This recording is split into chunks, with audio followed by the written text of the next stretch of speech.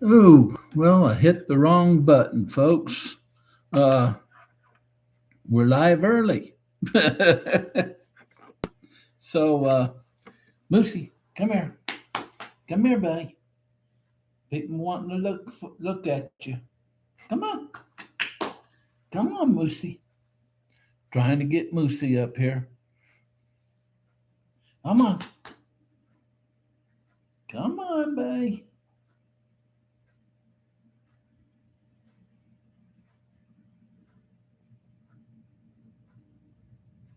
There we go, buddy.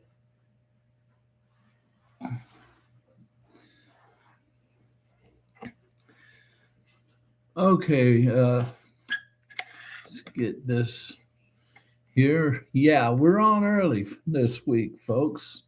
I was plugging in my microphone and my finger hit the mouse pad, and guess what?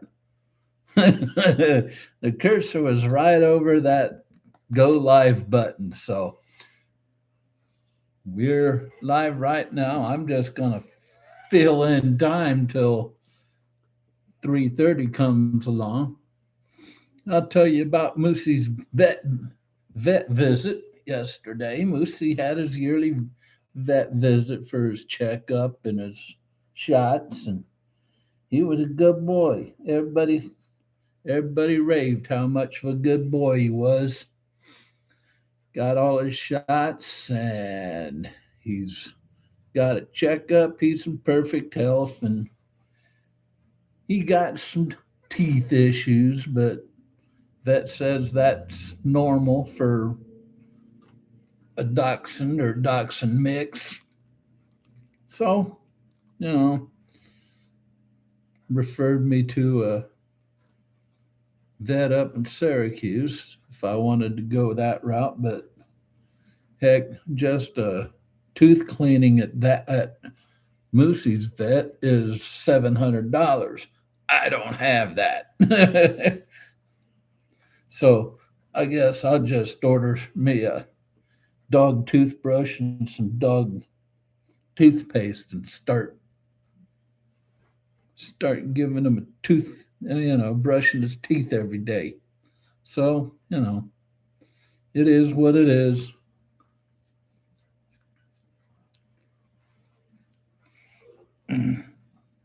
But yeah, he was a real good boy.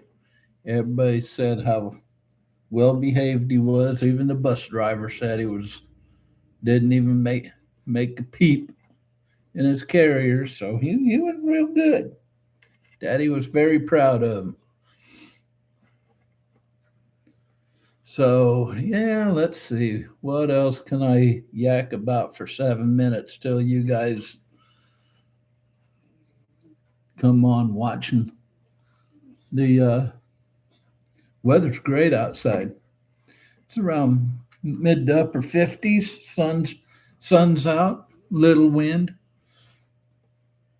We got nailed with a line of severe weather. When was it? Sunday night. Then Monday and Tuesday, it was down in the 20s, and we had snow. And now, of course, all that snow is gone. So that's about all for that. Otherwise, been sitting on my butt in front of the TV watching March Madness today. The Ohio State SMU game was a good one. SMU was up at half by 15. Ohio State came back, and then SMU pulled it out by 2. So, see, one person is in here. Surprised I'm on right now. Well, I was plugging in the microphone and my finger hit the mouse pad and the cursor was right on top of go live. So I went live whether I was ready or not. Oh well, things happen. Things happen. Right now, I'm just killing time till 3:30 when the regular live stream starts.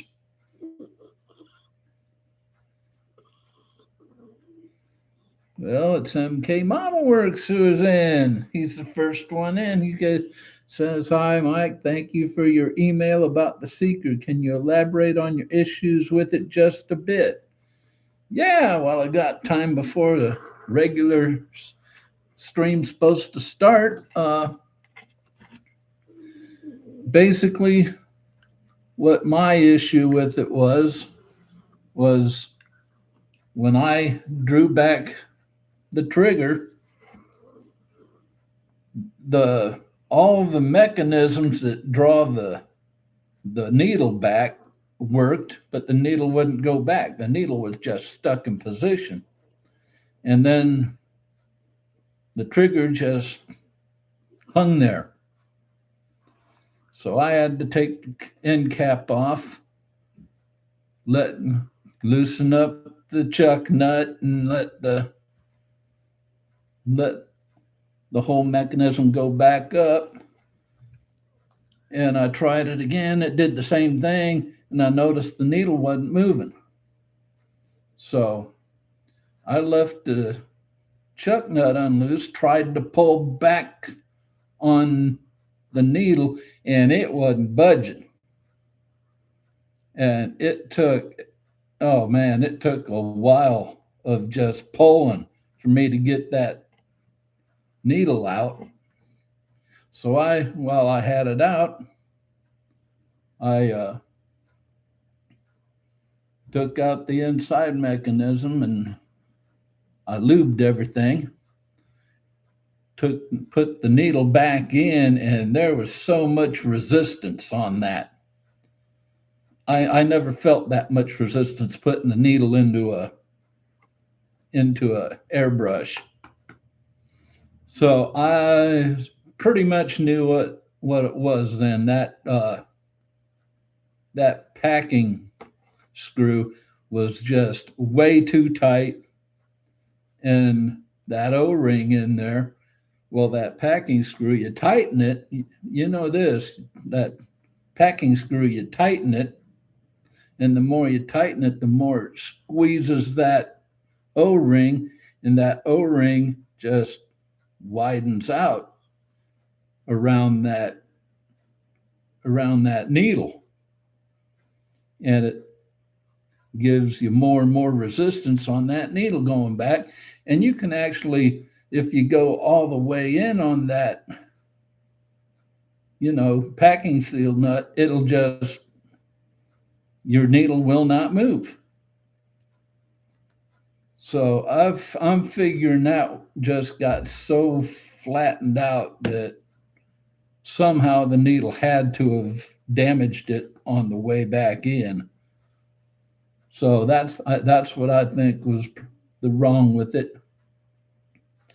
So, okay, Michael Lambertino says hello. Hello, Michael. How's things in Philly? And Chet's here. He says, "Hey, y'all. Hey, Chet. Let's see here. There you go." All right. So it's about 3:30. So I think I could start here. Michael and Chet. I'll just tell you what's going on here. I was plugging in my microphone it was about 10 minutes before I was due to go on, and my finger hit the mouse pad. And guess where that thingy was? It was right over the go live button. So whether I wanted to or not, I was going live right there. Bubba, how's it going, Bubba? Okay, so let's start it. Let's start the real thing. Yeah, the start button. The cursor was right over the go live button, and Whether I wanted to or not, I was going live. So let's start this thing for real now. And as usual, guys, we're going to start it with the poll results from last week. The question was, if you had a fire and could only save one tool, what would it be? And this pretty much surprised me. And because I sort of was trying to make it a trick question. I had 4 picks. It was airbrush, spray booth, air compressor, and nippers. And airbrush won it with 50%. Spray booth had 8%. Air compressor had 25%. And nippers had 17%. And I wanted to make it a sort of a trick question because if you took your airbrush, your spray booth, and your air compressor, well, each one of those are dependent on the other for you to be able to use it. And the nippers, you could go out and use it right away. So I'm sort of surprised that nippers came in third. Oh, well, a lot of people apparently were thinking with their hearts instead of their heads on that one, I guess. So let's go on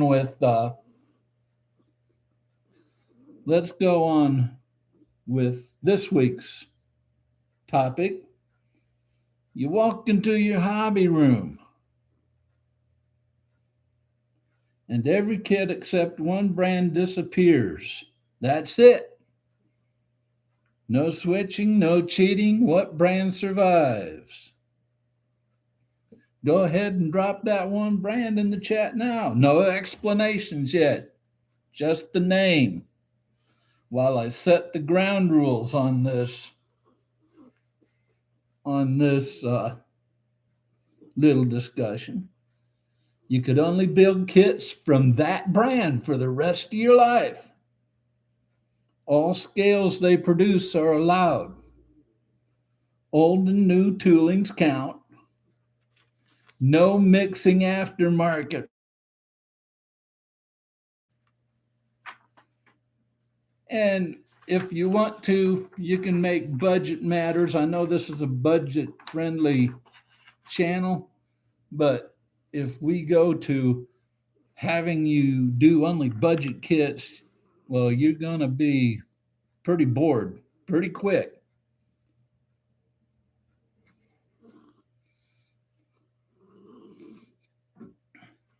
Okay, so let's look at the chat, shall we? And there's been a lot going on since I just did that little bit here. MK says, thank you for the explanation. I had roughly the same issue, but mine was so tight it would come out. Oh, he said, but mine wasn't so tight. It would come out. The funny thing was I didn't have that issue with the 0.5 millimeter needle. I didn't even bother with my 0.5. Once I got that out, I was thinking, I'm pretty well knew what the problem was.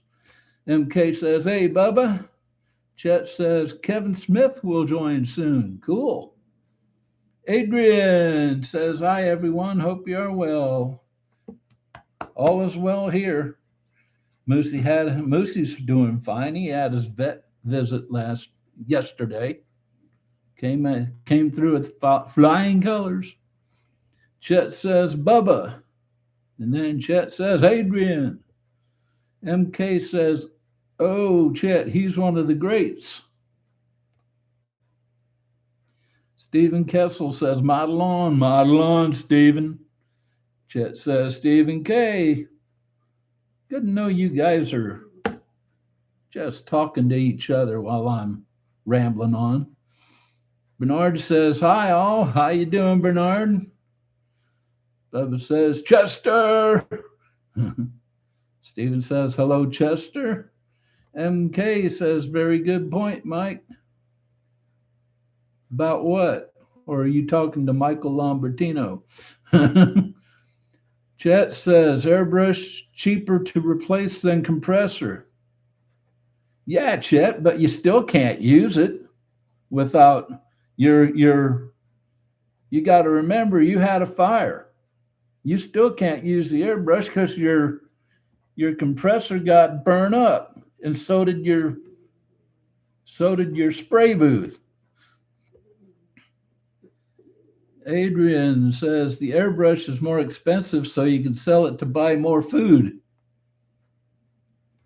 Ah, good point. Good point. Chet says Kipper's even cheaper. Chet says Bernard. Okay. Chet said, okay. Adrian says, I see him without a doubt. Now we're answering my first question. I see him without a doubt. Bernard says Tamaya. Chet says Johan or Johan. I've never known how to pronounce that name. John says ICM. Oh, Chet says I changed my answer. Round two. Good American company, Chet. Bubba says Hasagawa. MK says AMT. Chet says John, live long and prosper. Yeah, John Christmas is here. Hello, John. And Jan is here. He says, hey, what is today's topic? Well, Jan, today's topic and the first question basically is if you walked into your hobby room and every brand of kit except one disappears, that's it. No switching, no cheating. What brand survives? In other words, if you could only build one brand of kit for the rest of your life, what would it be? So that's today's topic. MK says, you saying that all the tools are mostly dependent on one another? Not all of them. Just when you get into airbrushing, you need a compressor to run your airbrush. You need well, if you're doing it inside, you need a booth to spray into. Okay. So as far as airbrushing, yeah, they are dependent on one another. Chet says, so did all your kits got burned up? So what's the point? Good point. Chet said that was nippers, not kippers. Chet says John Hanley. Okay, Johan. Chet says Looney, live long and prosper. Jan says Wingnut Wings, but that manufacturer's bust. So either Edward or Airfix. Okay. Now that we've gone through that, let's go deeper. Why that brand? Why choose that brand? Is it price? Is it subject variety? Is it fit and engineering or nostalgia? Why do we pick that brand to be the only brand we would ever build for the rest of our lives? Chet says subject matter. Okay, cool. And I'll give you my pick and why later.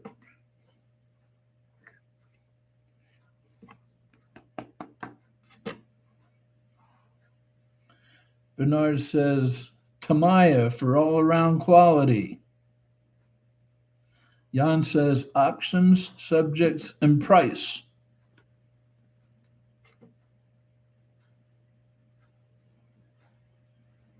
Okay. Chet says round two has wider variety of cars over all their kits. Yeah, that would be true for you because you are a car builder.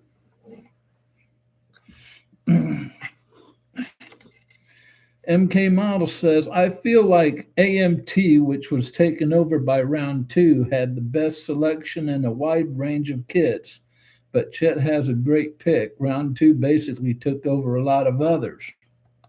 Okay. Chet says, whether it's MPC, AMT, Lindbergh, etc. Yep. They're all round two now, I believe. Bubba says, because I got a big box full of their kits, I would have chosen Tamiya, but I got none of their kits in my stash at the moment. After the stream, I'm buying their Pack 36. John says, variety, build quality. Variety and build quality. Okay. Cool, cool, cool.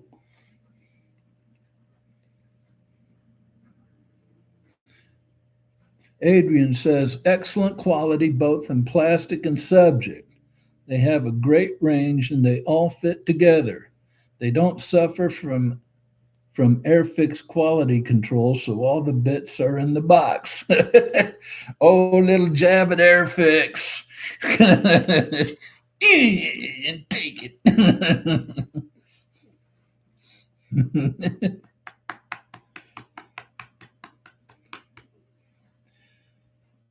Stephen Kessel says Mobius. Yeah, there's another brand I never considered was Mobius.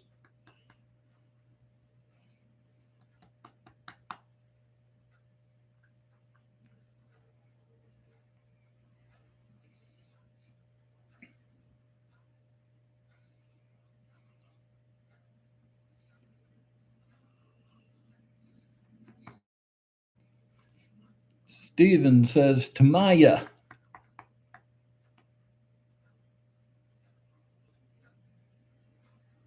Why Tamiya?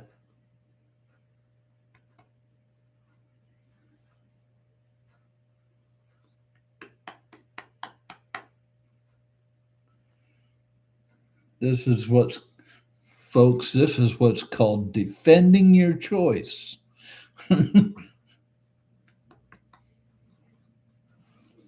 Yeah, you're doing good, buddy. Yes.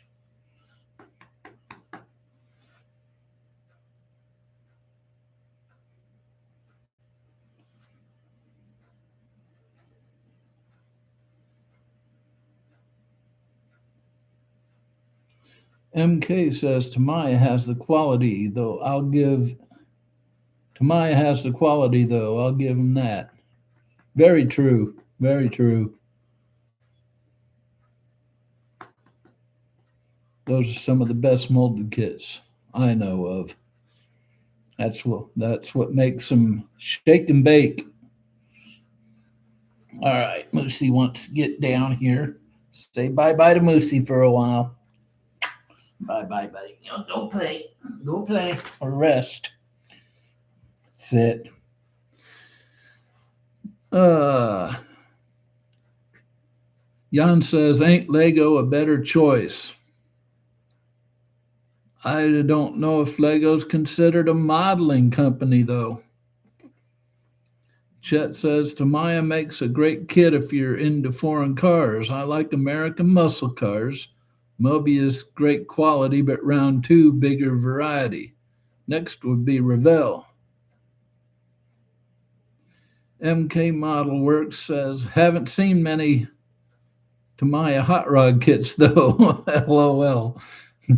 Bubba says the only issue with Tamiya is that, at least for me, they are either really cheap or crazy expensive with little in between. That's true. I mean, they price their kits by the age of the tooling. If they make a kit out of old tooling, then they're gonna charge less than a brand newly released kit, which makes sense. There are a lot of companies that don't do that.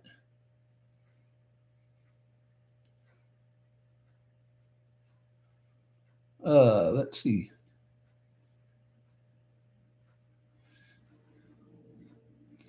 So, Chet, what do you think of Salvinos? Although they are pretty much, just sort of stuck in the race car niche.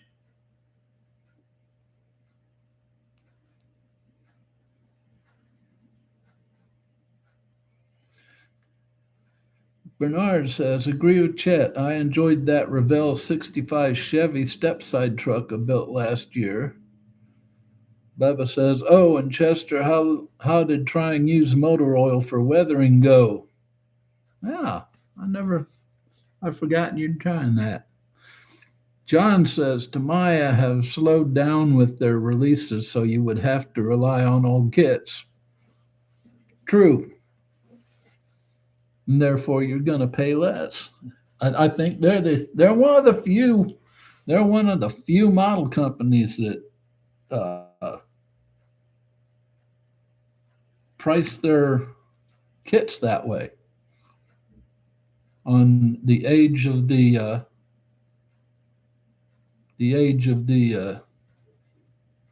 tooling. Or someone help me out here. Am I thinking of Tamiya there, or am I thinking ICM? Chet says Salvinos are great kits, but only have NASCAR kits. Only have about 15 of them. A little tricky at first. Okay. Yeah, that's what I was thinking. They're a little bit in a specific niche of cars. MK says, I'd love to get my hands on a Tamiya Skyline kit or one of their Ducati 916. Yeah, I have to agree with you there. Oh, yeah, MK. Uh, did you ever hear back from Sita about your email to her? Jan says, never heard of that brand. Which brand is that? Salvinos or what? Chet says, Bubba, that wasn't me with the oil for weathering. I just suggested trying on sprue before ruining a kit. Okay. You're right.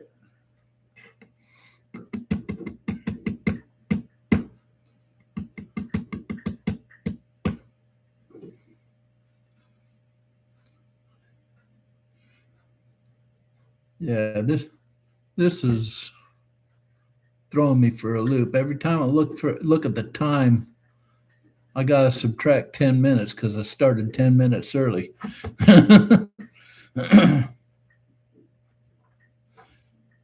Chet says just started dealing with Sita. I guess Jerome passed me off. Oh, Sita's cool. She's cool. Never done it. She's never treated me wrong. That's for sure.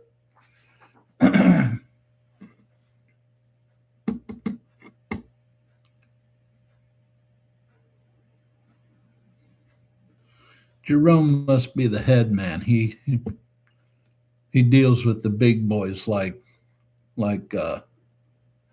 Barbatos Rex and us. We're just small fry, Chet.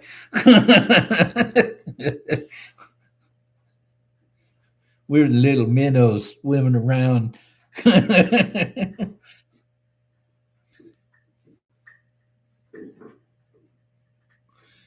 MK says, actually, the packing screw must have loosened because my issue stopped after a while, and I did have a burr on the tip of the point three, so she's sending me a new one. Okay, cool.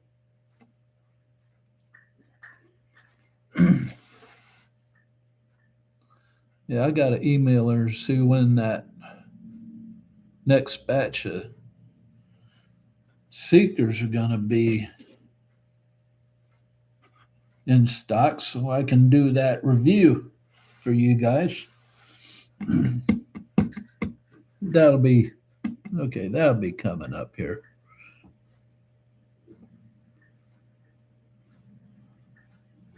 MK says if y'all are minnows, I'm plankton. Well, hey, I watched your channel. I got the same request email, Mike.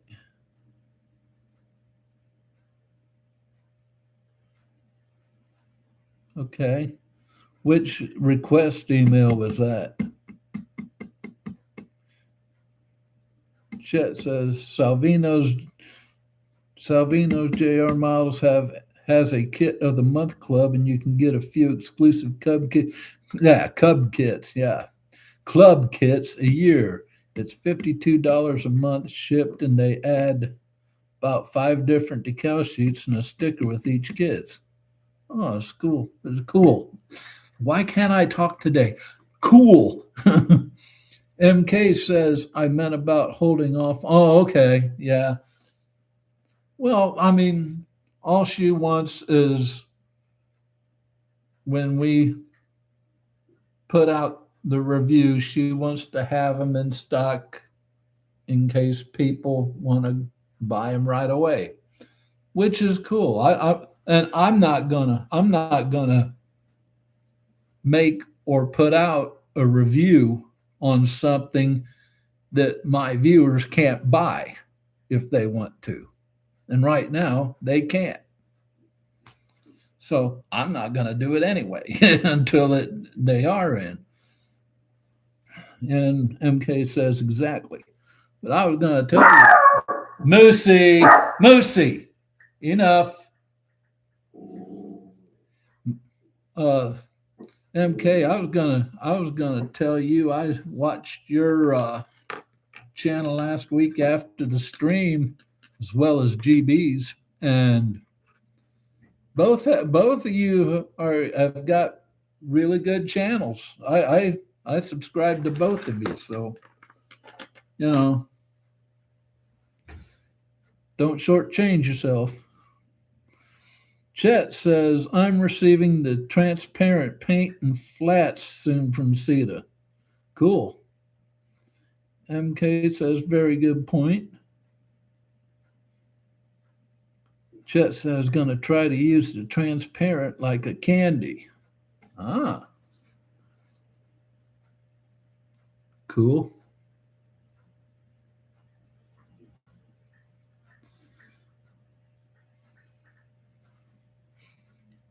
So are those out yet, Chet? The transparent and the flats?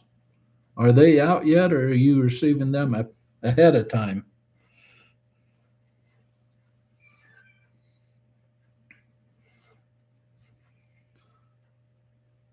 MK says, thank you for the watch and sub. MK says, yeses, Chet, I can't wait for mine. MK says, no, not yet. Chet says, no, they come out sometime in April. Okay.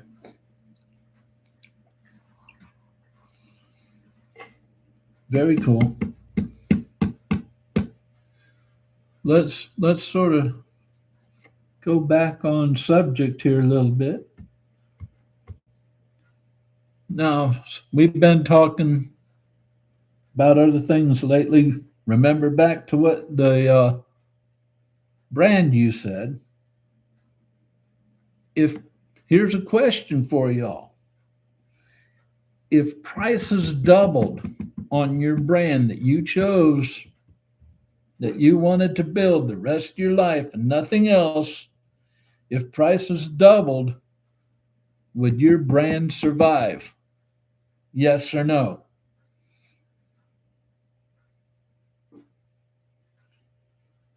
And also, what happens if they stop making your favorite subject?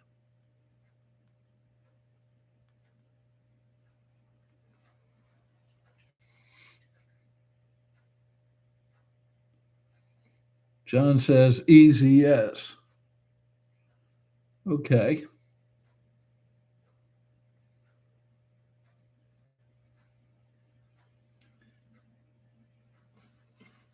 And something tells me that this is going to go along economic lines here.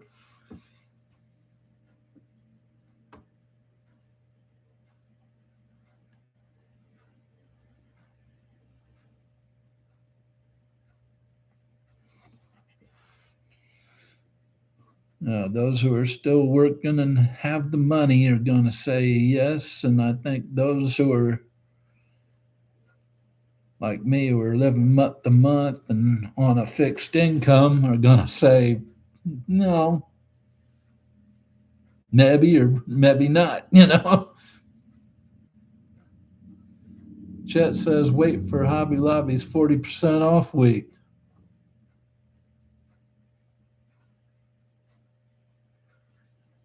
Bernard says, not sure if they survive. If they stop making my favorite subject, I would consider changing brands. But Bernard, you got to remember, your brand's the only brand around now. You can't change brand.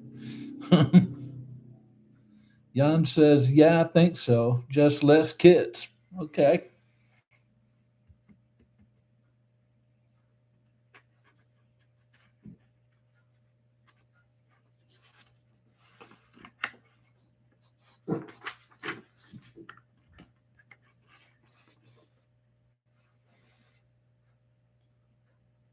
John says, price would not put me off, and as have a large variety, I would still be happy. And Jan says, helps to clear my stash. Well, there you go. MK says, looks like I'm changing subjects then.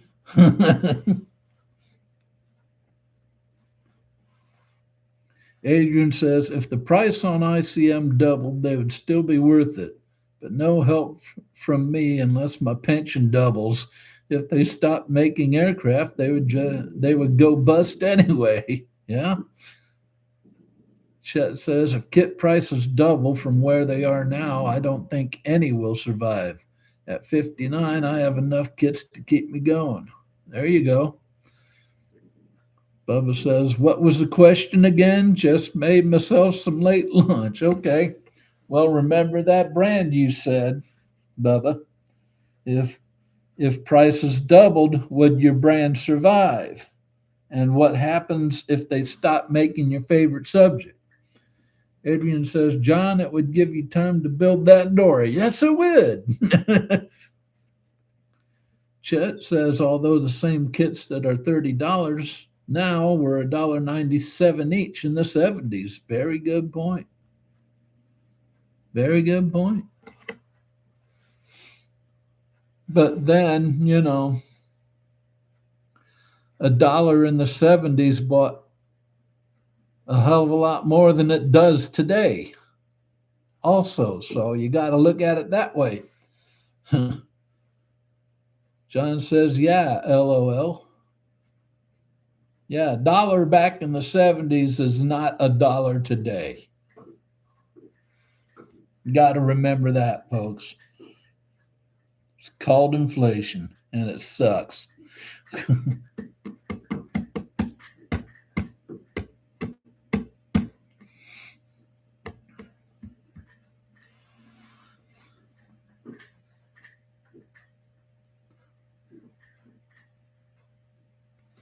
Chet says, but pay was much less. Yeah, but it went a lot farther back then, Chet. A dollar in 1907 in the 70s bought a hell of a lot more than a dollar today. Your pay was much less, but everything was much less back then. Bubba says, I don't feel like my brand would survive long after doing that. There you go. There you go, Chet. That's what I've been saying. Prices were lower, take home pay was lower. Prices went up and pays went up. It's called inflation, and cost of living goes up every year, and it's been 50 years since the 70s.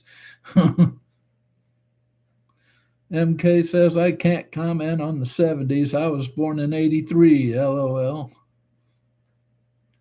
Jan says, yeah, they call it inflation. Yeah, that's what I've said twice already.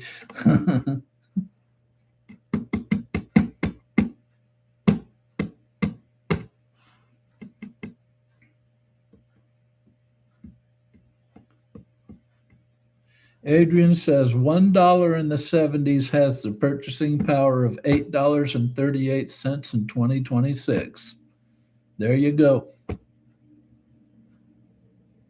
That puts it all in a nutshell. Thank you, Adrian. Bubba says, can't comment on much. Born in '07. Yeah, you're just a kid. You're just a baby, Bubba. Baby Bubba. Chet says, auction sites will be the place to get kits. Hey, that's what I do now, LOL. Yeah, that's where I get a lot of my kits is eBay. Adrian says, what, Bubba? 1907.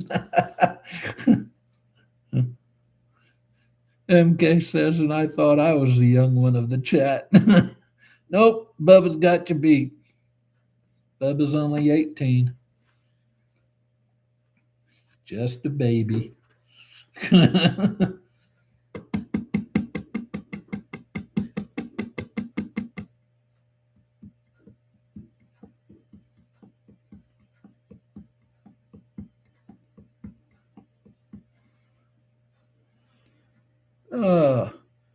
Jan says, next week I'm going to a show in Germany. Lots of cheap kits there. Cool. Have fun. Steven says, when I was modeling in the 60s in SoCal, Revell was king. $250 per kit. Yep. John says, can't really comment as was left two large inheritances, so cost for me is okay. There you go. You are what they call blessed, John. Bubba says, makes sense for the auction stuff. All you all farts are blowing away in the wind and leaving all your kids to young bucks like me.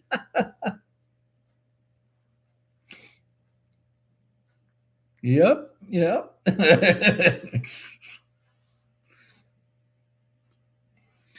Chet says average annual pay in the 70s $8,400 to $10,000. Now 64K to 66K.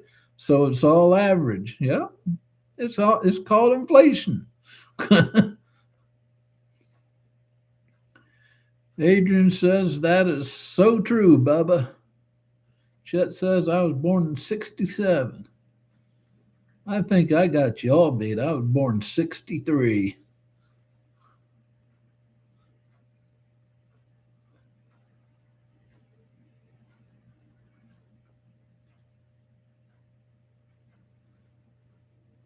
I was born 6 months before the assassination of JFK.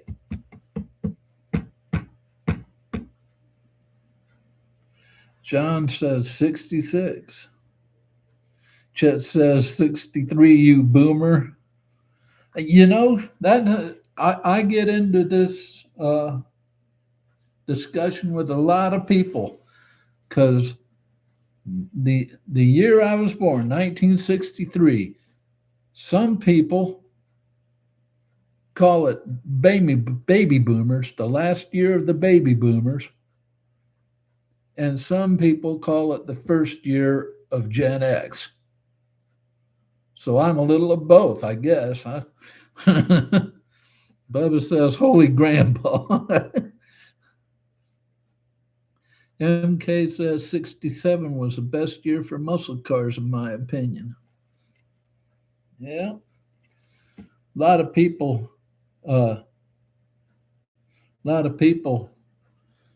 always ask me, like, where were you when JFK was assassinated? And I said, well, I didn't really care.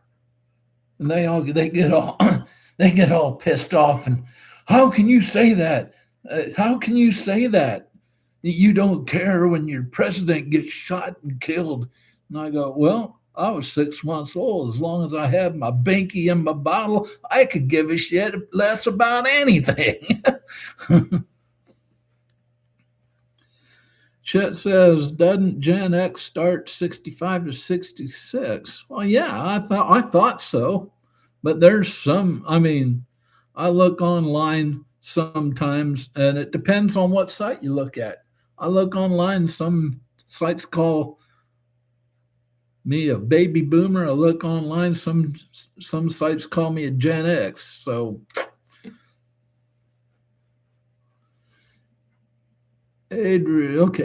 Adrian says between 1970 and 2026, the cumulative rate of inflation was over 738%. Bubba says, what were the dinosaurs like, Mike? Very tasty, Bubba. Chester says 65 to 80 is Gen X. Well, I guess I'm a baby boomer because I'll be 63 in May. So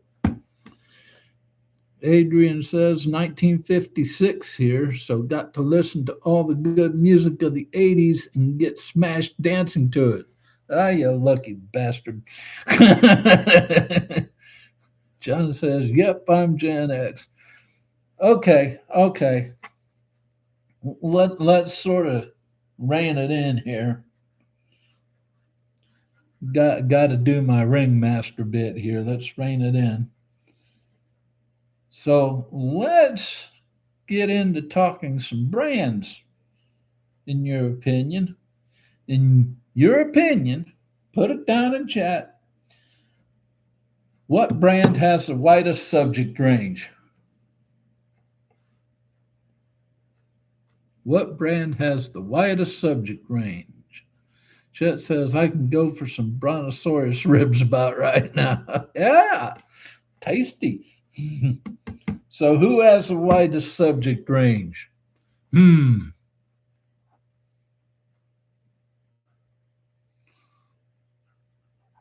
Yeah, that's the thing that came to my mind first was Revell.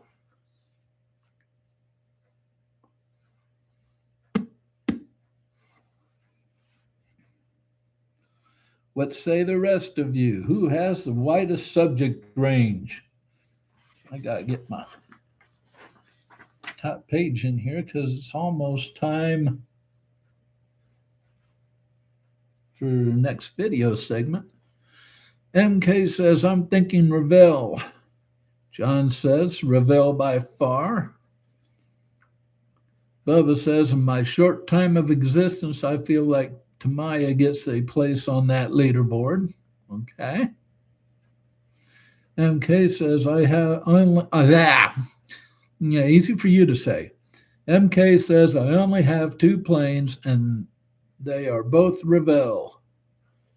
Adrian says, probably Revell, but some of the early stuff was total crap. Very true. Jan says Revell or Airfix. Okay.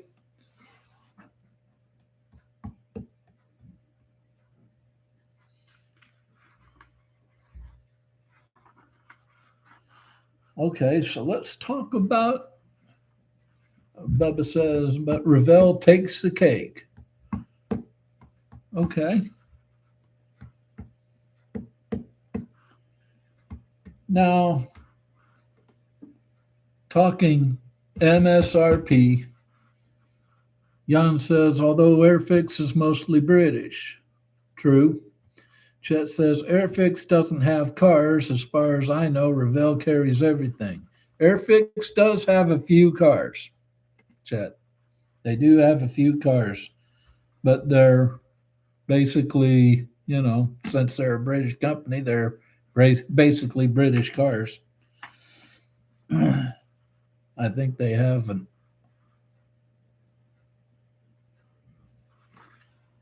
They got an Aston Martin model and I don't know if they have an Austin. John says Airfix has cars and starter sets. Yep. Now, okay, we got 5 minutes before I have to give what's coming up. Adrian says the trouble with Airfix is that it's a gamble if you get the whole kit at once. True, although I've never had that problem with any Airfix kit that I bought. Now, in their earlier ones, yeah. You know, talking short shots and all that good crap. Now, here's another question for y'all. And we're talking about brands here, and we're talking MSRP, manufacturer's suggested retail price. Taking that into consideration, which brand gives you the most value per dollar? And I would have to say Tamiya on that.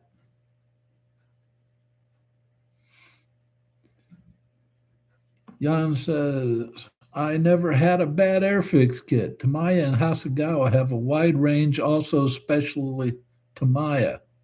Okay. Chet says, excuse me. I just rated the chassis for my Ford Pinto modified Patriot build. Ah. Oh, you mean you just rated the chassis for it? Adrian says, ICM and Tamiya. Chet says round 2. Oh, okay, started. Okay.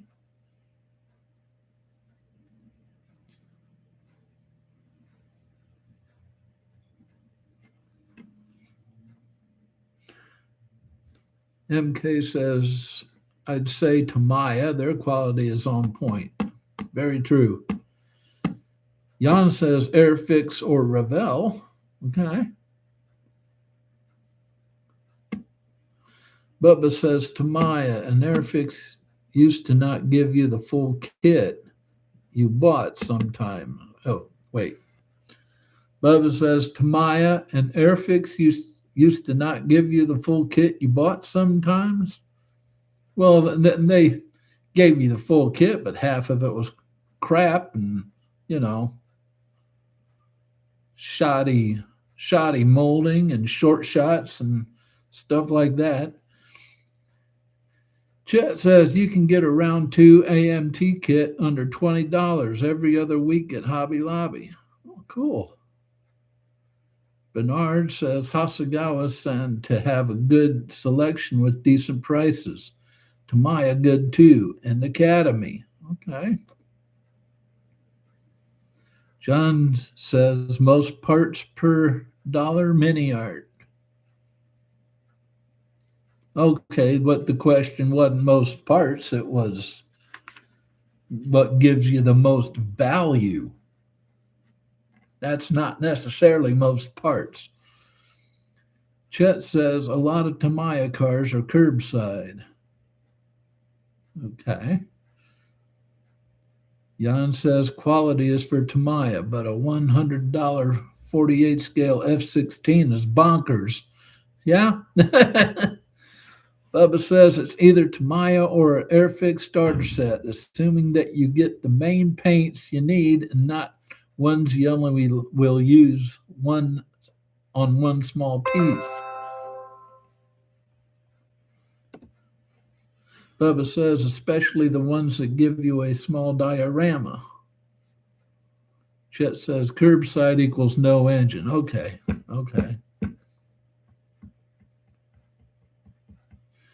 Now, Chet, that Pinto you're making, is that the one for my build? And I believe there's another build you're doing that's connected to the 250th birthday. All right, we've been officially in the live stream for 45 minutes. So that's, as you guys know, that's time for me to let you know what's coming up video wise on the channel. Tomorrow,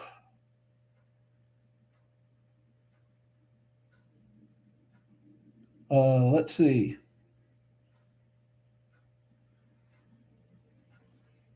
Let's see. Let me check my. I wrote down that wrong. And I already forgot about. Yeah, okay. I remember now. Tomorrow, the video is going to be the history of Metal Earth kits. Then next Tuesday, we're going to be stepping into the question, are young people still getting into scale modeling? And that's going to be interesting. I think that's going to be an interesting video. And that'll be Tuesday. And then next Friday, gonna have a video looking into aftermarket parts and are they helping the hobby or hurting it? So that's what's coming up on the channel, unless I get to go ahead to do the Seeker review. And whenever I get that go ahead, that Seeker review is going to take place of whatever video is scheduled on that day. Okay, back to the chat. John says mini art, excellent value for money because it takes so long to build them. Okay. Chet says your build, scale finishes, group build, and a short track group build. Okay, cool. Doing it for 3 of them. Cool. Steven says one thing about Hobby Lobby is they have the same kits every time. Yeah, I never noticed that. Adrian says many art are good kits, but when you have over 1,000 pieces to build it, have you got the patience? Very good question. And there's quite a few people that would say no to that. I would probably be one of them. MK says, I think we kind of answered the young question with Bubba. Well, yes and no. You got to watch it because there's some stuff in there that'll surprise you that I found out. Bubba says, well, I'm right here, so that answers your question for Tuesday. Once again, yes and no. You'll know you'll find out what I'm saying. Chet says Metal Earth kits, a PIA started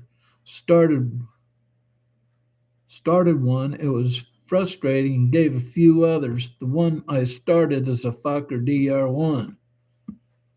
Oh, Metal Earth kits. PIA, pain in the ass. Okay. Metal Earth kits, a pain in the ass. Started one. It was frustrating. Gave a few others. The one I started is a Fokker DR1. Yeah, watch tomorrow's video. There's a lot. I think you started way too advanced.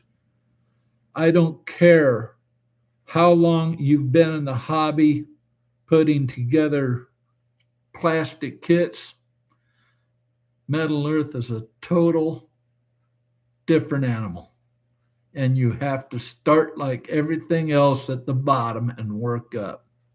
And Chet, you made the common mistake of starting with that's a pretty difficult kit in their line. So, yeah. Bubba says, and Adrian, I have the lifespan for that. Chet says, have not gave. Adrian says, good for you, Bubba, but me being an old fart, I have to watch the piece count of my kids. Bernard says, Atlantis said recently they'll have an announcement soon regarding their relationship with Hobby Lobby. So there may be a new variety coming soon, though Atlantis is technically for old kids. True. Chet said, put the kid away after breaking the machine gun. Yeah, I mean, I think, Chet, you just started with the way too difficult kit. Got to start with a simple kit till you get the hang of Metal Earth kits. I'm doing a Huey helicopter right now, and I put it aside for a while. And it's the first, not the fifth kit I've done, and I had to put it aside because it doesn't make any sense to me. I'm working on two parts of the fuselage, have to attach the rear end to the front end, and then fold in the tabs. But the front end already has all the seats and stuff in it. Where the hell am I going to put the tweezers in there to bend back the damn tabs if the seat's in the way?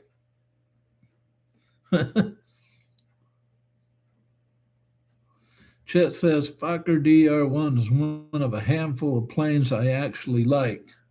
Yeah, but when it comes to Metal Earth, that is a difficult kit.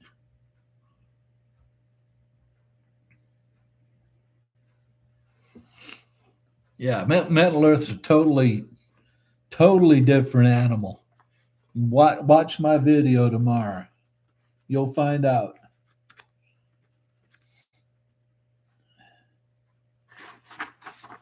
Because, I mean,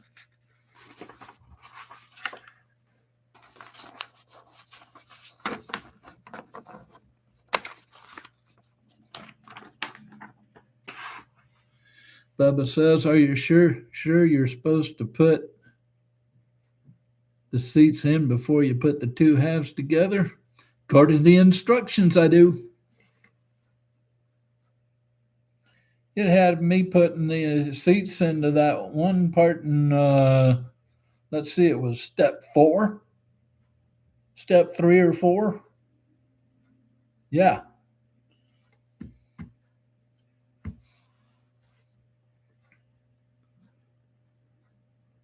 So yeah, I was supposed to put it. Yeah, it's supposed to be the way it is right now.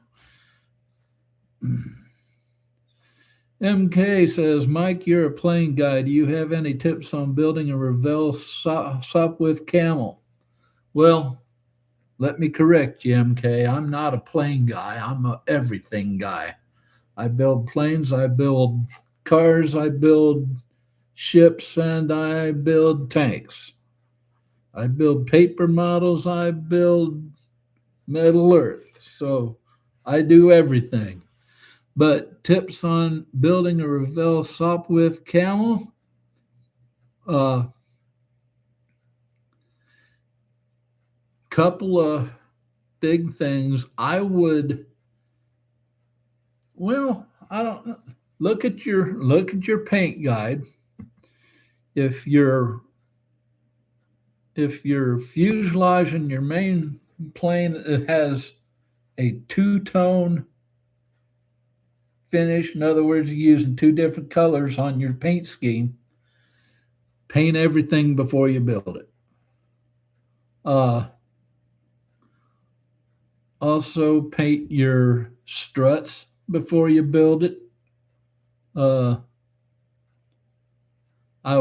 actually, I would paint everything before you build it, and that way, all you have to do is do a touch up here or there on the stuff you have to sand down, get your sprue nubbins off there. It's just a matter of touching up then. And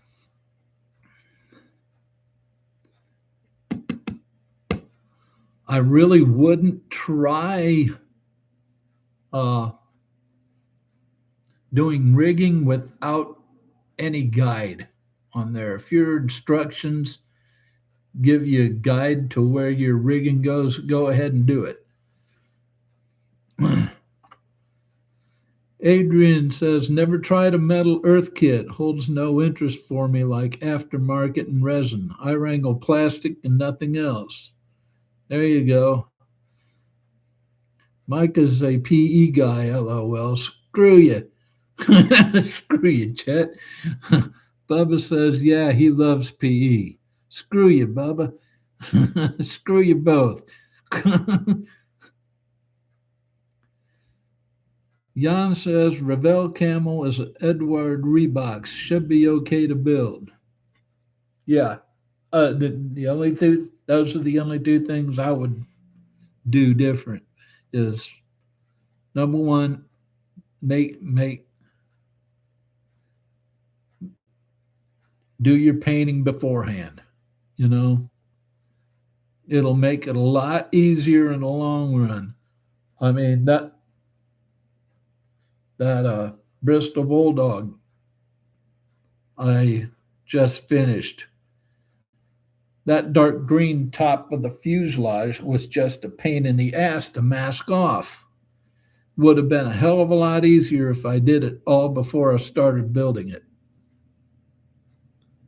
Because there's no room to put the masking tape once your engine's in there. You know, you got the engine get in the way and the engine will pull up the masking and all that. And yeah. MK says, oh, thank you for clarifying. You're welcome. MK says, okay, thank you, Mike. You're welcome. Bubba says, love you too, Mike. Let's not get gay about it. Chet says, if you paint beforehand, you will have seam lines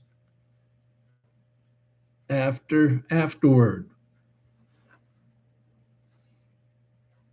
Yeah, but you can always touch them up too. You know, it's a lot easier to touch them up than to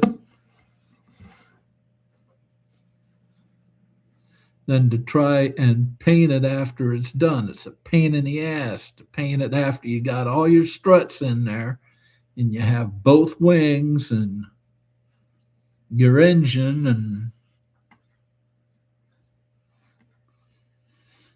Bubba says, oh, and how does one go about painting resin? Is it similar to regular modeling plastic? Yeah, you know, I mean, you're definitely going to have to prime it. Adrian says, Bubba, use a flamethrower. That will sort resin out. Chet says, prime, then paint the resin. There you go. You definitely have to prime it first.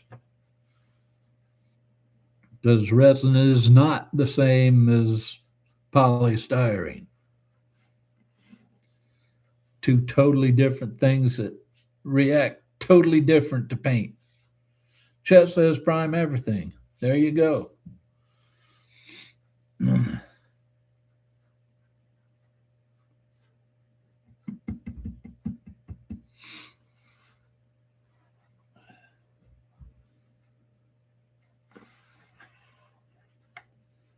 Okay.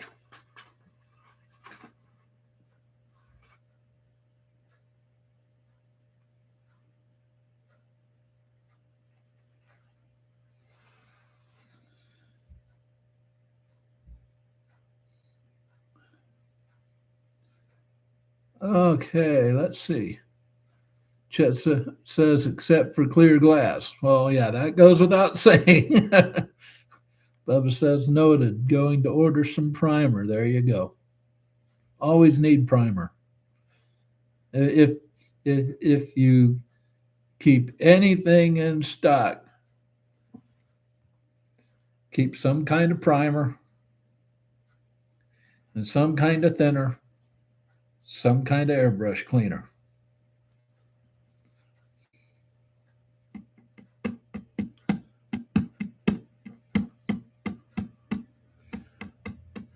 Okay, let's see. We're in an hour already into this. Chet says only glues for resin are CA and UV resin. Yes, sir. That is true. It's time for a little twist on our little scenario today.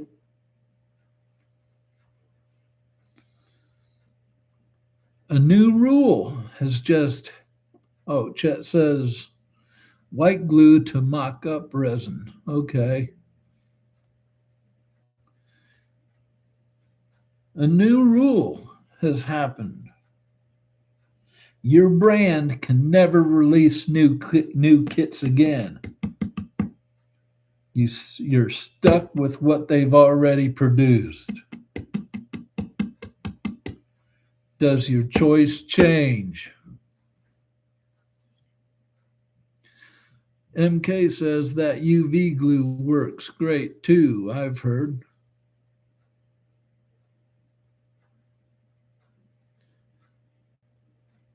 Yeah, I've heard that too myself.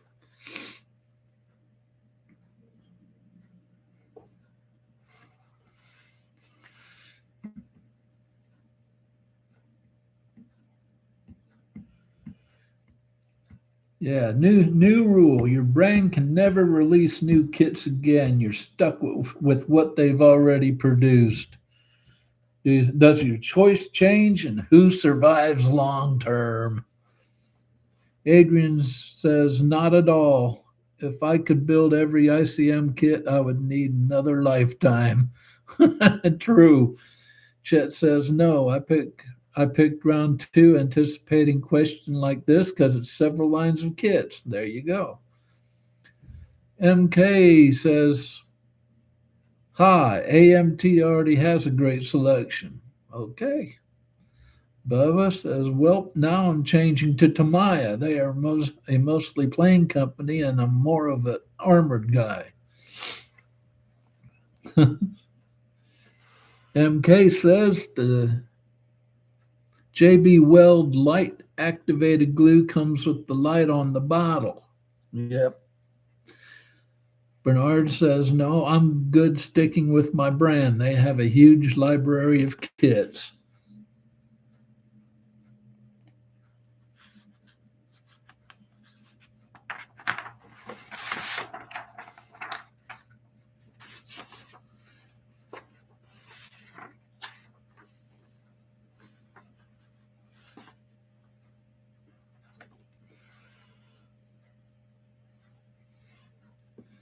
All right.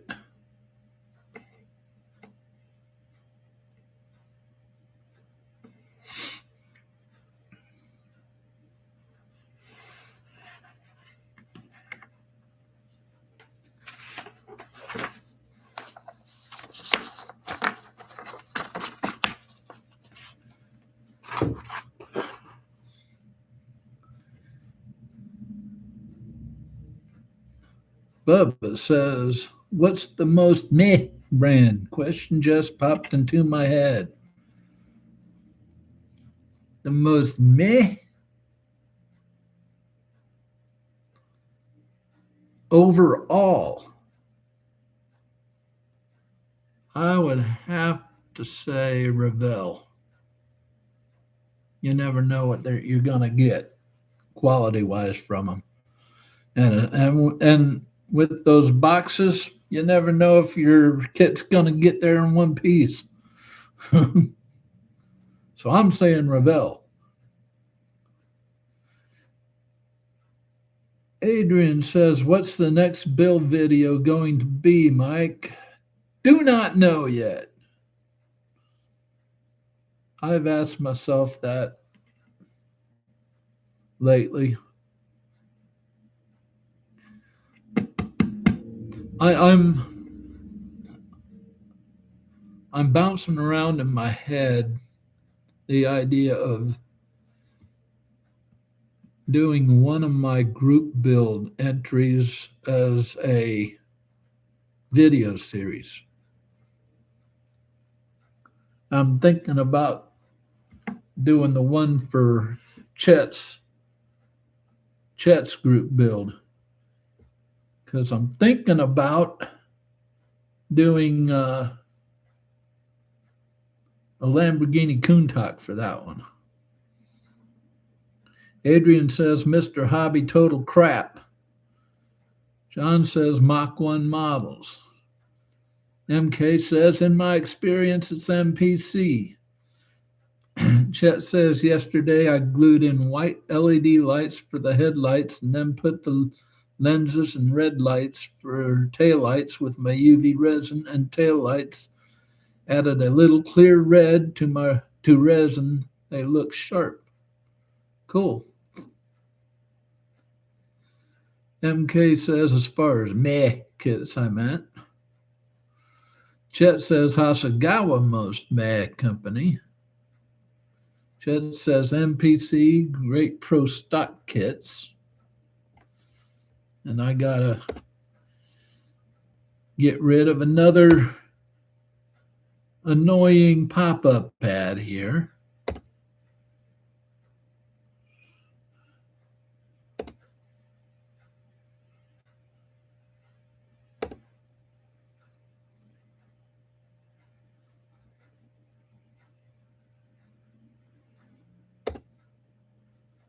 And get off my screen.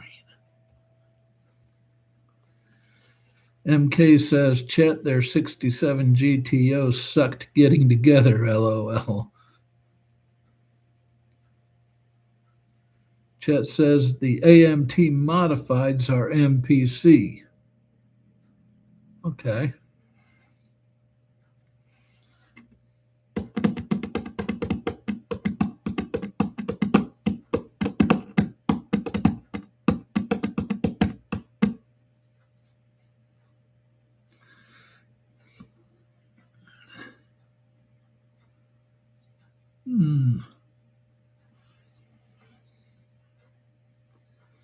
Chet says, MK, did I say GTO? I said pro stock, LOL.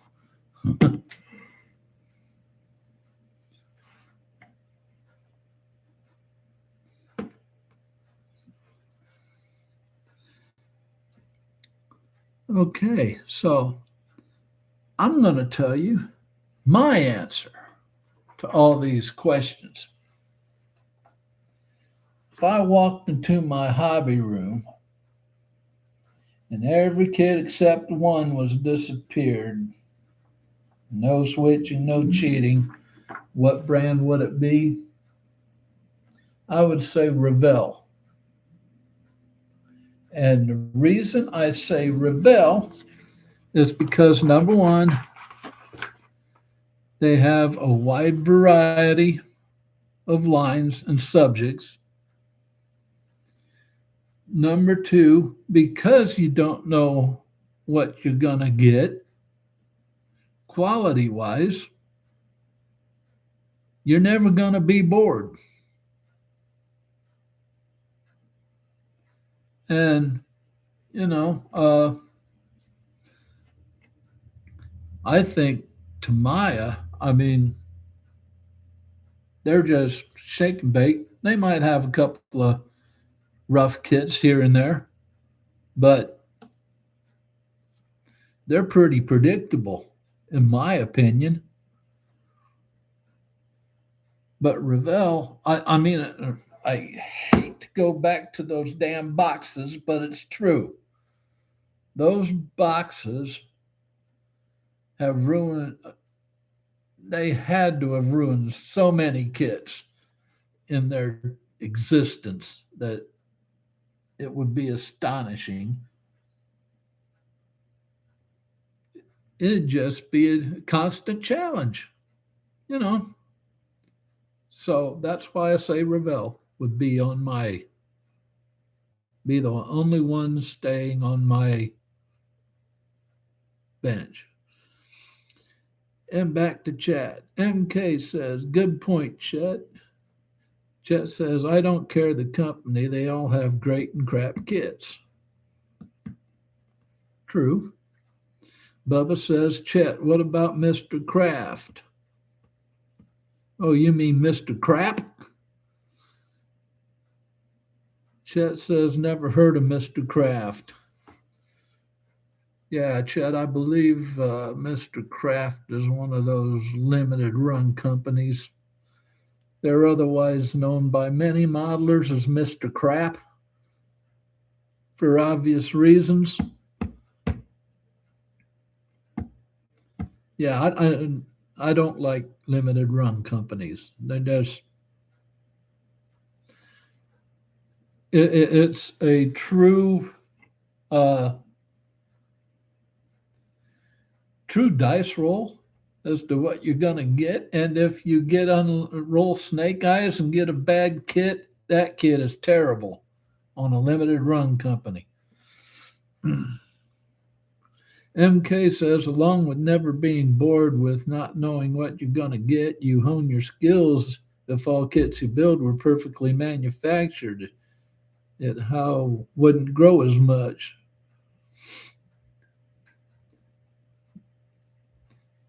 Yeah.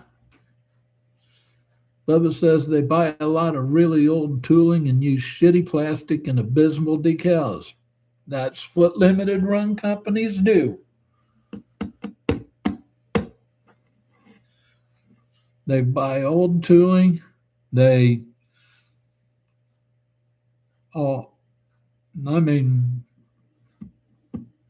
I've told you this story before. I have a 172nd Russian Polykarpov plane on my TV stand. When I got it out of the box, it was 2 sprues of nothing but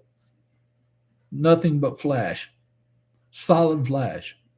Every kit I took off, every part I took off that sprue had to be trimmed down before I could do anything to it. Chet said, take into consideration a company's customer service. Hasegawa non-existent. Round 2 great. Revell so-so. Yep. And Airfix has one of the best too. Bubba, can we see that model? Sure can. Talk amongst yourselves. I'll go get it. I'll be back.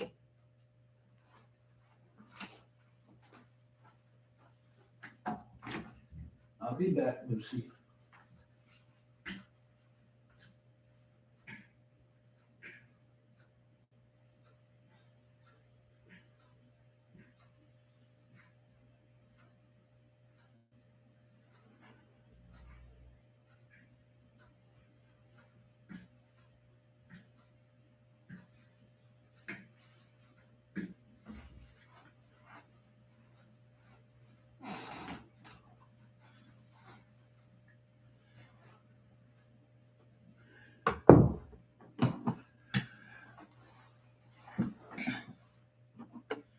All right.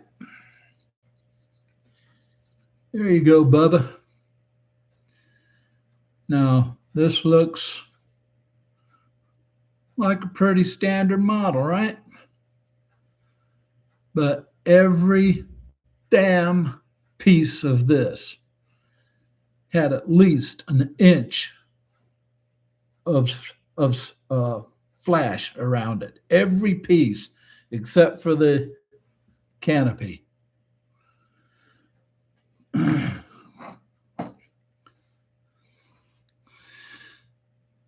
Okay, okay. Jan says, yeah, I still find it funny that given any model kit, the packaging and instructions are the most expensive. Yeah. Chet says, wow, cleaning flash is part of the building experience. Send Mike the ambulance. LOL. Yeah, Chet, but you obviously haven't had the frustration of putting up with that much flash. I mean, this was literally every piece on this had an inch, at least an inch of flash around it, around the whole thing.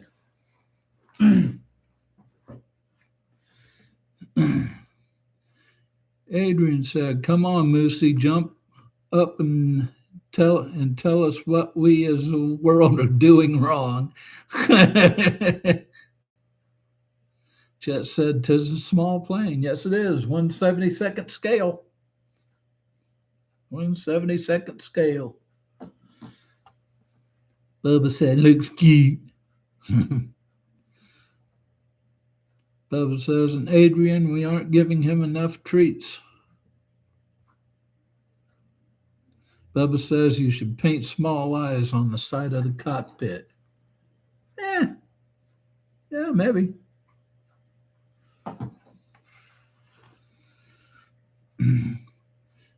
Jan says, "Nice rata."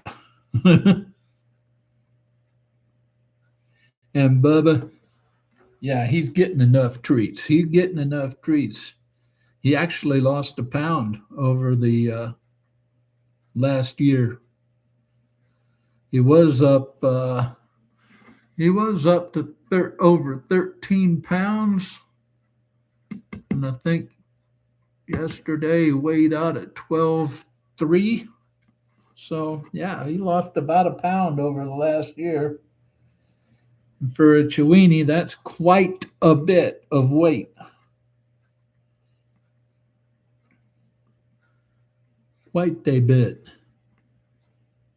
Chet says tooling is old for model kits because molds cost $250K to $300K, and then figure in the licensing. So a kit manufacturer will pump out as many versions of the same mold as the market will bear. Very true. Very true. Especially the new tooling figure. They are very expensive.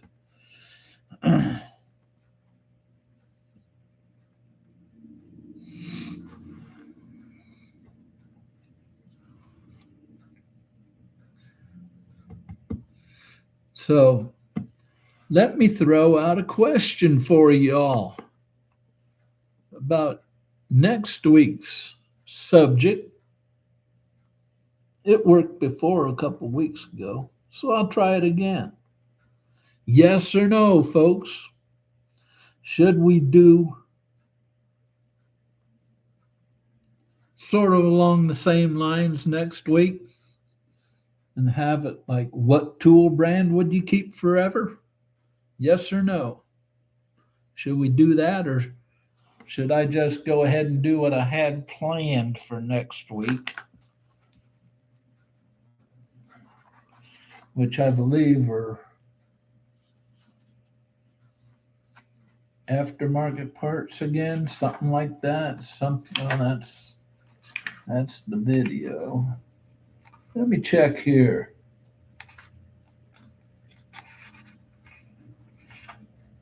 Next week, I originally planned resin PE or out of the box.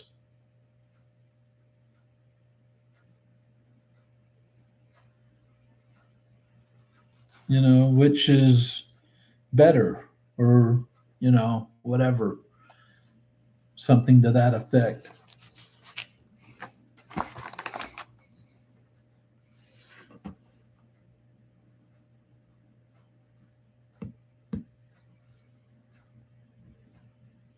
Kevin Smith. Hey, Kevin. I was told you were coming in. How you doing? Says, "Hi, Mike." Jan says, "So it was more sculpting than modeling." Yes, it was. Chet says, "What was the question? My dog was going nuts as my wife came home." Question is next week's subject. Should we go and sort of take this in a sort of different angle and say, what tool brand would you keep forever?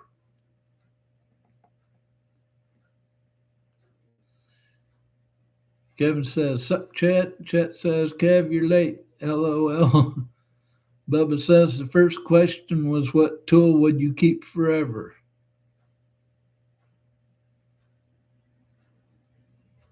Yeah, that was last week's. That was last week's poll question, Bubba.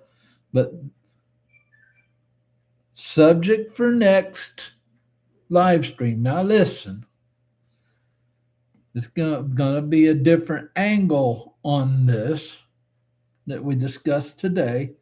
Would be, what tool brand would you keep forever? Like this was, what model brand? If everything, you only had one model brand on your bench, what would it be? If should we take a different angle on that next week? Yes or no? On what tool brand would be left on your model bench? Just say yes or no. Kevin said, he says, got sidetracked, had to call cable internet. Folks, they trying to rob me as usual.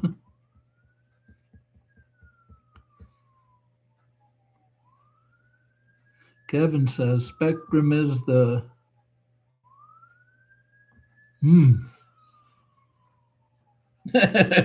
I'll leave it at that. Fill in the blank.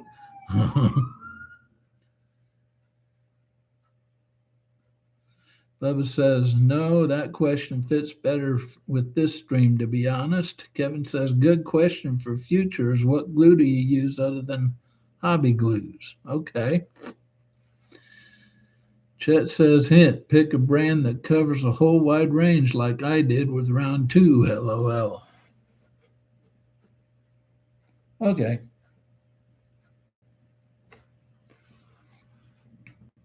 MK says, yes.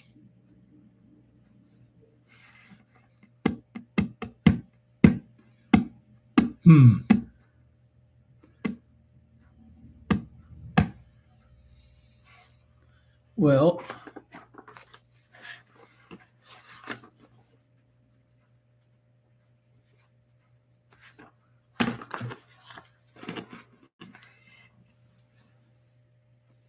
we got a wide variety of answers. I'll probably stick to what I had before.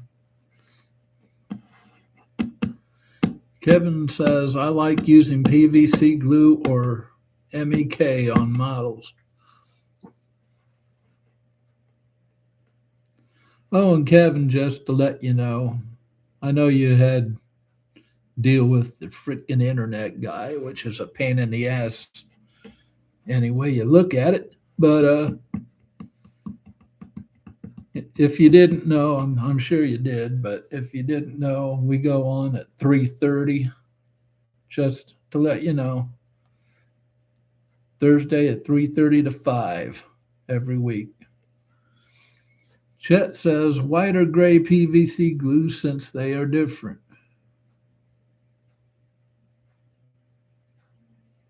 Kevin says, lots stronger bonds with PVC glue.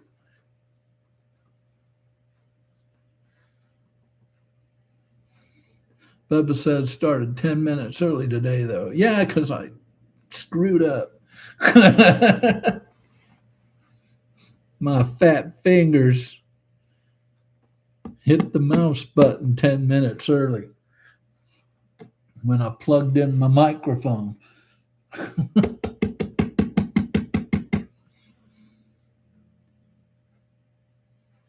Kevin says, pick your favorite color, clear, black, gray, etc. Yeah,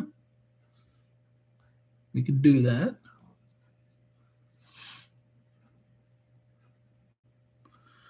Okay. Got about 3 minutes, folks, before I have to put a bow on this and say bye-bye. Because there's some basketball to watch. Chet says, Kev, that's because you never used Tamiya Extra Thin. You lie fart.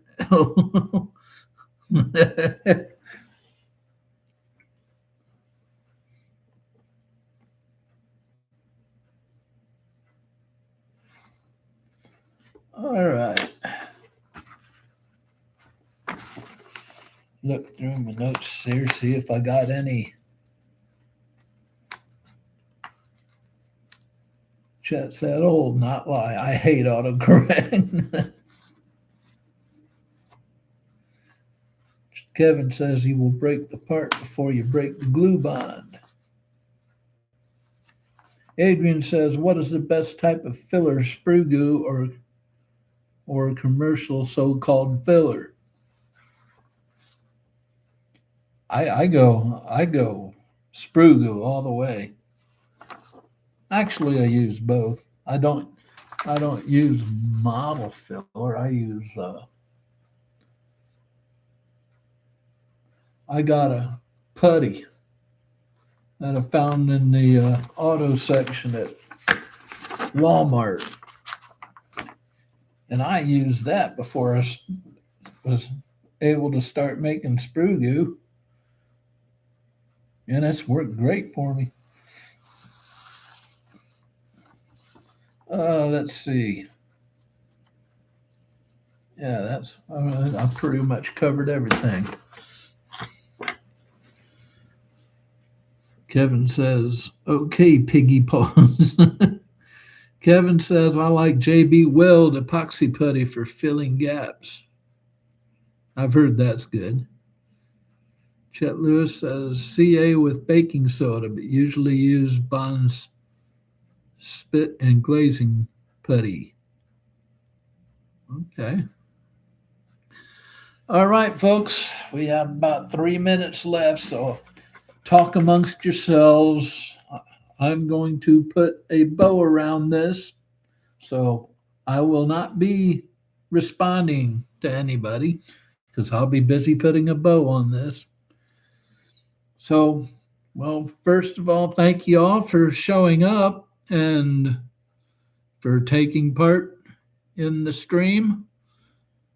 I noticed earlier, I was looking up at the count, we had 12 watching at one time, and that ties the record for this channel. So, hey, great, great, great. So let's see. If you like what you've seen here, and this is for the people who are watching later. If you like what you've seen here, and if you like the videos you've seen on my channel, don't hesitate to smash that like and subscribe button. Both those buttons help the channel immensely. Don't forget about the Frugal Scale Modeler. That is the Facebook group that is attached to the Modeling with Mike channel. All you got to do is go to the link that I have on every video description. That'll take you to the group homepage. Answer 3 questions about modeling and agree to the group rules, and you're in. And let's see, I do have a discount code with Gallery. If you're ever on the Gallery website, enter the code MWMike, all capital letters, all one word, MWMike. Enter that at checkout. You'll get a 10% discount. Also, I have a discount code with the Gallery store on Amazon. If you're on Amazon, you buy something from Gallery, enter the code SH48Mike, again, all capital letters. In that, it's all one word. And enter that at checkout, you'll get a 5% discount. Also, do not forget, we're in the middle of our 250th birthday for America group build. All the rules are on a post in the post tab of my channel. Just go to my channel, hit the post tab. Right now, it's the first post on the post tab. Until I get the pull up right after this, it'll turn into the second. But it's always the first or second post on the post tab. That'll give you all the rules for it. So next three videos coming up. Tomorrow will be the history of Metal Earth kits. Then Tuesday, are young people still getting into scale modeling? And then next Friday, are aftermarkets helping the hobby or hurting it? So those should be some interesting videos. Might learn something you haven't thought of in there. But okay, that's pretty much all I have for you for now. So let's see what's do one last catch up of the chat before I sign off. Chat says Bondo Spot and Glazing Putty by 3M. Bubba says, "Welp, see y'all next time." See you, Bubba. Adrian says, "Thanks, Mike. Catch you on the next one, and everyone take care." Thank you, Adrian. See ya. Kevin says, "5, y'all come on, hit that thumbs up button." Kevin says, "Catch y'all later." See you, Kevin. Thanks for showing up. Chet says, "Questions? We need no stinking questions." Kevin says, "Chet, you ever go on Zoom with Jeff and Dan?" Chet says, "Kev, I have, but not recently." Kevin says, "See you later." Kevin says, "See you there if you want." GB says, "Hello, guys. How are y'all doing?" We're signing off, GB. Kevin Smith says, "Hi, bye, GB." Bubba says, "Bit late, GB." MK says, "Take her easy, Mike and everyone." You too, MK. So, y'all know what we say around here. It's time for me to go and watch some b-ball. So, y'all know what we say around here. Never stop pushing your modeling boundaries. And until next time, which is tomorrow at 8:30, we'll see you later. Bye-bye.